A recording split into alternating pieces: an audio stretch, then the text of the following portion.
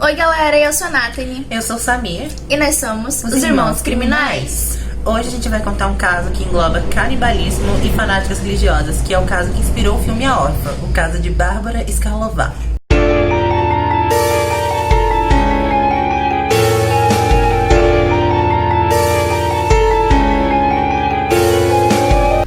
Bárbara era uma mulher adulta que se passava por pré-adolescente e manipulava, além da sua idade, as mentes de Caterina e Clara. Bárbara tinha uma doença glandular chamada hipopituitarismo, que é uma doença que faz com que ela tenha a aparência muito mais jovem do que ela realmente tem. Ao longo de sua vida, ela fingiu inúmeras vezes que era uma pessoa mais jovem e até mesmo já fingiu ser um garoto. Por causa de sua condição, os médicos tiveram que internar ela várias vezes e examiná-la. Porém, com o passar do tempo, ela foi demonstrando um comportamento cada vez mais agressivo e teve que ser internada no hospital psiquiátrico. Ficou vários anos nesse hospital, até que com 18 anos ela conseguiu escapar. Segundo os médicos, Bárbara tinha muitos transtornos de identidade e era muito agressiva. Durante seus estudos na cidade de Kurin, na República Tcheca, ela conheceu e ficou amiga da jovem Caterina. Gente, eu não sei se eu estou falando certo, porque é República Tcheca, né? Mas Maurova, esse era o sobrenome dela. Que morava com sua irmã Clara e com os 2 filhos pequenos dela. Também não sei dizer os nomes dele. Ondrej e Jakub. As irmãs, desde que eram menores, eram perturbadas, acreditando muito no misticismo e tendo certeza que estavam designadas a cumprir uma missão de Deus. Então, gente, ela era, muito bitolada nessas coisas de religião. E ela acreditava que ela estava na Terra por uma missão, para algo muito grande. Ela dizia que ela estava na Terra para algo muito grande, que ela tinha que realizar algo muito grande. E ela acreditava até que ela era uma santa. E a Bárbara se aproveitou muito disso quando conheceu as duas e começou a fazer uma terrível lavagem cerebral nas duas.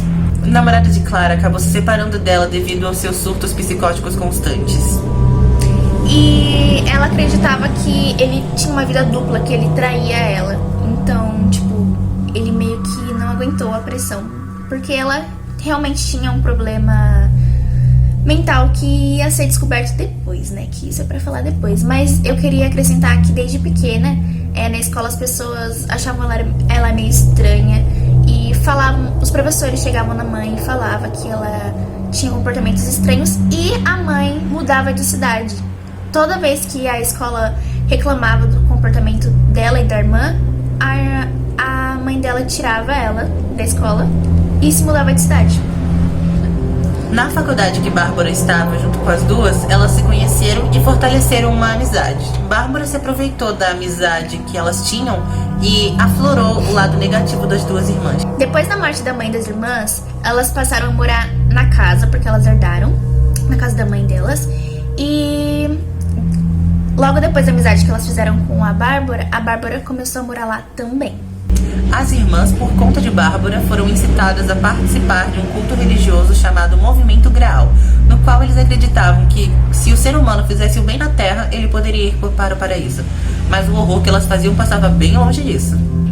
E esse movimento é muito controverso, porque, elas falavam que era um movimento religioso para chegar no céu, só que esse movimento podia incesto, podia homicídio, podia várias canibalismo. coisas. Canibalismo, várias coisas que geralmente não se podem, né?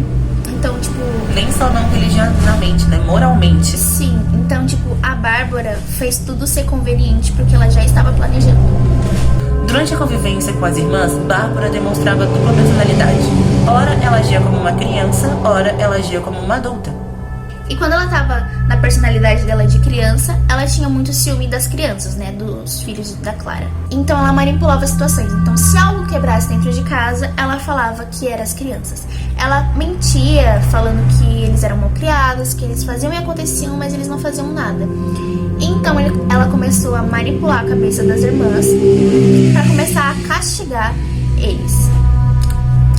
E por causa das malcriações que as crianças estavam fazendo, a Clara não estava mais aguentando, né? As malcriações imaginárias da Bárbara, que a Bárbara inventava. Então a Clara teve a brilhante ideia de pedir conselho para ninguém mais, ninguém menos do que a própria Bárbara, do que fazer com os filhos. Que péssima ideia, né? Pois é, né, galera? E aí, o que aconteceu? A Bárbara teve a maravilhosa ideia de simplesmente comprar jaula de canil pra colocar os filhos dentro. Colocar os filhos da Clara dentro. E aí, a Clara achou maravilhosa essa ideia. Ela achou, nossa, todo mundo faz isso, né? Coisa de rotina. Só que, tipo, quando eu escutei esse caso, eu achei que seria colocar, tipo, dentro de casa pra eles não fazerem bagunça e ok. Não, elas colocaram dentro do porão, tiraram a roupa deles e, tipo, mal alimentavam eles direito. E passavam por várias sessões de tortura. Queimavam eles com cigarros, afogavam eles, davam choques.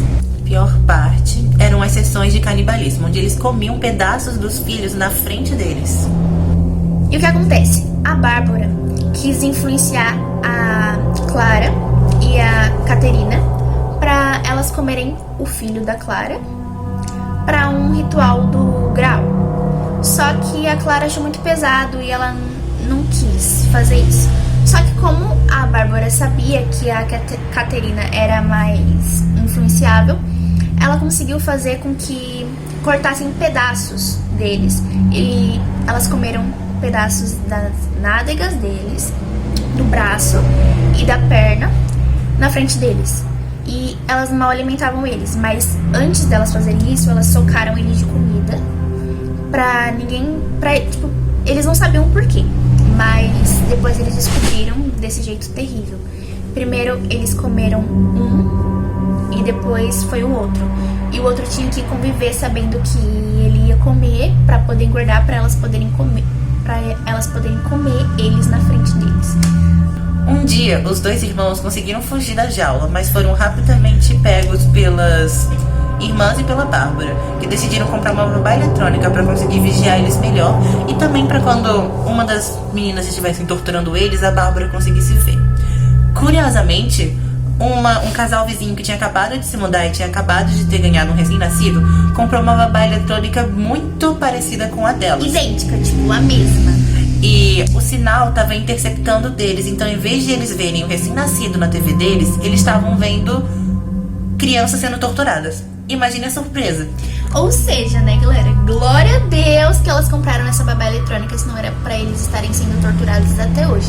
E um parênteses. Gente, eu não sei vocês, mas eu fico pensando, e o pai dessas crianças? Tipo, eles ficaram mais ou menos 1 ano sendo torturados.